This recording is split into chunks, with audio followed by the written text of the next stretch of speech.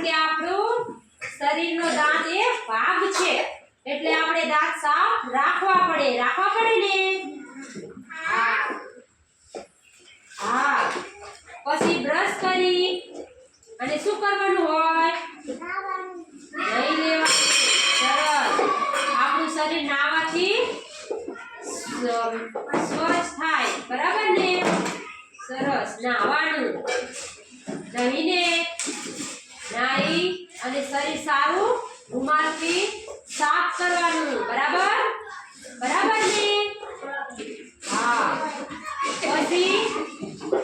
કપડા કેવા પહેરવાના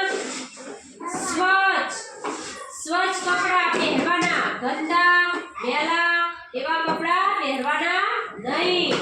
સ્વચ્છ કપડા પહેરવાના કેવા સ્વચ્છ નવા ના હોય તો ચાલે પણ ગંદા કે મેલા ના હોવા જોઈએ તૂટેલા હોય તો આપણે સાંધીને કપડા પહેરવાના બરોબર ને બાળકો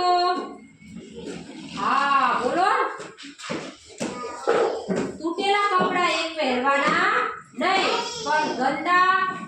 મેલા એવાય નહીં પહેરવાના તૂટી ગયા હોય તો સાંધીને કપડા આપણે પહેરી શકાય બરાબર